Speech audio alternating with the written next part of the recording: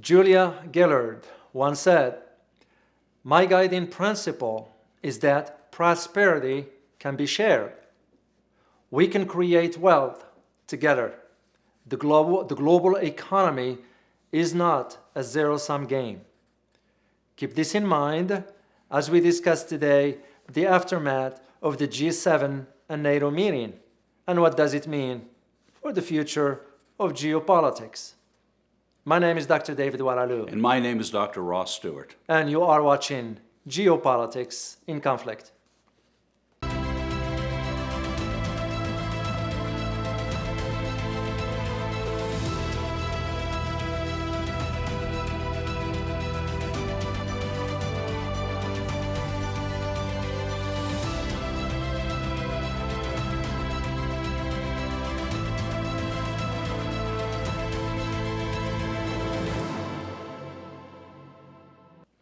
David, I want to acknowledge our viewers for the remarkably intelligent comments that they're sending us. They're giving us high-quality information. They are really active in the discussion, and it's very impressive. That's correct, Russ, and I'm even learning from it. I'm learning from those comments. I mean, I was very surprised and impressed and very glad that we have an engaging audience. So we want to acknowledge you and thank you for that. We also want to take this opportunity to thank our Patreon members who just joined the membership, and also to let you know that if you like our videos and you want to support us, one way to do that is to join our membership on Patreon. So, once again, thank you for your support. Back to our topic. You know, China is the fixation of the United States. They took it to the G7 conference, which was just over, and they took it to NATO. And the declaration is that China is somehow an adversary. China is someone we really have to be afraid of and really look out for, although it wasn't completely sold at that meeting. What's your opinion, David? Well, that's correct, Russ. As a matter of fact, the term they used, especially for the NATO communique, was, and I quote, systemic challenger. So, which was very odd, because anytime you use the term systemic, you are referring to long-term enemy here. And we can just see the reason why that language was specifically chosen to justify NATO's existence. And we're going to get into more detail about this. Something you might do, David, is give us the briefest history of NATO and the G7. Well, certainly, just for you to know a brief history here about the existence of both the alliances, the G7 and NATO. We'll start with NATO first. It started back in 1947, actually. The official one is not 1949, but 1947, between France and United Kingdom. And they signed a treaty called the Dunkirk. Oh, yeah. That's the Treaty of Dunkirk, which is a defensive pact together. A year later, in 1948, the Benelux, which is Belgium, Netherlands, and Luxembourg, joined that treaty, so it started to grow. But it was in 1949 when the UK engaged the United States in expanding the alliance. So the official year for the creation of NATO, the North Atlantic Treaty Organization, was in 1949, with countries like Iceland, Germany, I believe. I have the list of those countries beside Canada, Italy, Portugal, Norway, Denmark, and Iceland. And it was West Germany at the time. So NATO's been basically in existence since 1949. It's been a long time. Indeed. You know, the world has changed a whole lot since 1949. You're absolutely correct, Ross. And we're going to need to change with it. And that is where that question came up as far as the relevancy of NATO. As far as the G7, the group of seven, started back in 1975, which was right after the oil embargo of 1973. At that time, there were the 5 countries, the UK, Canada, Germany, Italy, and Japan. Canada wasn't there, I'm sorry. It was the US, Italy, France, and Japan. And Germany? And Germany, that's correct. And it was a year later when Canada joined in. So it becomes the question now, okay, what is the role of Canada in G7? Well, some say it's acting as a...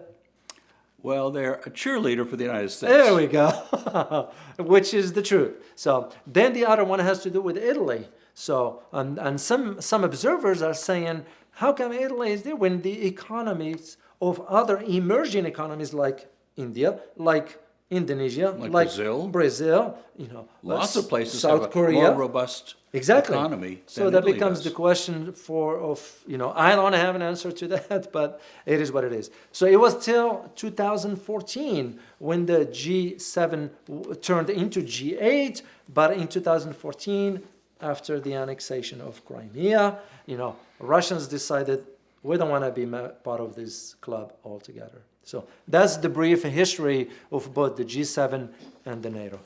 Well, NATO is basically put together to ward off the evils of communism. Am I correct?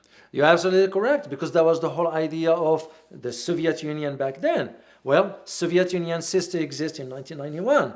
So then the question that many observers are asking, and we are asking that too, what is the role of NATO today? Let me just be clear with this. It came into being as a response to fear of communism. Communism in Russia has been gone for 30 years. And that's correct. And this still, and this is why so many are asking, did NATO outlive its usefulness? Yeah, I sure get it. And rightly so, because we do need to ask the question. I'm one of those observers that been wondering for the last few decades as to what the role of NATO is. For example, NATO has expanded to 30 members, including Montenegro. Well, what does Montenegro has to contribute? No offense to Montenegro here. It's just, what does it have to contribute to NATO? When you think about their defense budget, it's the same like the Massachusetts Police Department. So it becomes the logical argument for what is the reason for why the alliance exists in the first place. And then becomes the big question. The elephant in the room. It wouldn't be China, would it? You're absolutely correct. So, and the question now is, why all of a sudden this recent meeting, which was attended by President Biden, all of a sudden the focus was on China. And this is where we saw in the communique they used the term systemic. And my logical, if I am to analyze this, Ross, it gives me the absolute confidence that the reason for why that term was used is to justify NATO's existence for the next 50 years. Okay, so NATO has designated an enemy or someone to fear. Exactly. Well, this is where the French President Macron made the comment to President Biden by saying, wait a minute, China is on another continent. Is my map off? Which is some sort of, I know it's sarcastic comment from Macron, but it kind of makes sense, because the reason being because Europeans do see China differently than the United States. Oh, absolutely. Yeah. I used to do consulting projects for French-American companies, and the French were notorious for telling it like it is. Their sarcasm was just fabulous. Part of their DNA. And for Macron to say that tells the story of what's really going on in Europe. Yeah, but also because of the business transactions that they European companies, especially in Germany, like BMW and Mercedes and Siemens and all the, they do have operations in China. And they're not going to want to jeopardize that. And as a matter of fact, that was one of the things that Merkel was pushed Europeans for.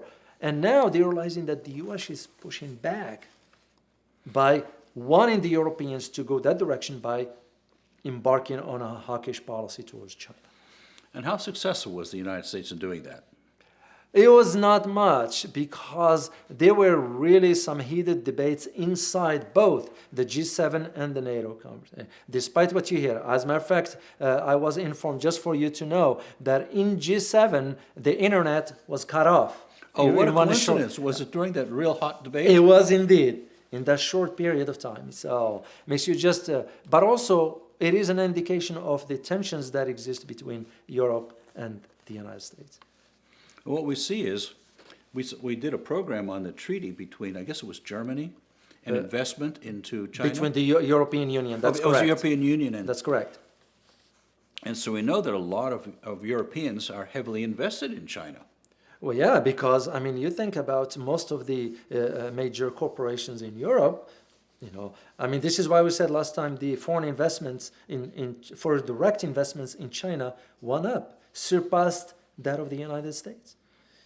What makes it very challenging for the U.S., of course, with the latest spy scandal, and of course the policies of the U.S. for the last 4 or 5 years, it just, kind of, the Europeans are wondering, okay, we're going to have to look for our That interests. spy scandal has to do with the U.S. eavesdropping on the private phones of European leaders. No, that's correct. So I'm sure most countries do that. We're not saying otherwise. It's a little bit hard when it comes from your closest ally. Oh, absolutely. That's where the challenge is.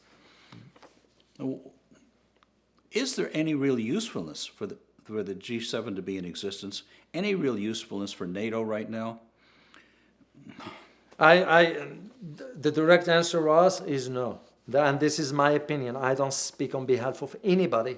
This is my own opinion. I don't see it anymore because now you're going to have the G7, when you have countries like Italy in it and Canada and so forth. Well, Europeans have their own sort of mechanism, the economic one that's going to now have to be reshaped based on what's taking place on the 21st century. What I am referring to here is the financial market. Oh, yeah. When you consider the European Union Bank decision regarding the digital euro. So, which means to me an indication that the European Union wants to go a different path altogether. And this is in a reaction to, of course, what China is doing, because China is moving forward with its digital currency. And we all know the global trade for China. China has the leverage. It's no other way around it. And the Europeans are thinking ahead. So, as to NATO, that becomes the question. Are you going to go and establish an alliance in Asia? Ridiculous. It's ridiculous. The U.S. is already trying to do that with the Quad, Japan, Australia, India, and the U.S., of course. But for Japan and Australia, India is the weakest link of them all because India has its own domestic issues to deal with. Oh, they're horrendous. Yeah. And even the United States has allocated $5 billion for troops movement to encircle China. Why are we going that far to do all that? Let me ask you a motivational question. Put you on the spot. Sure.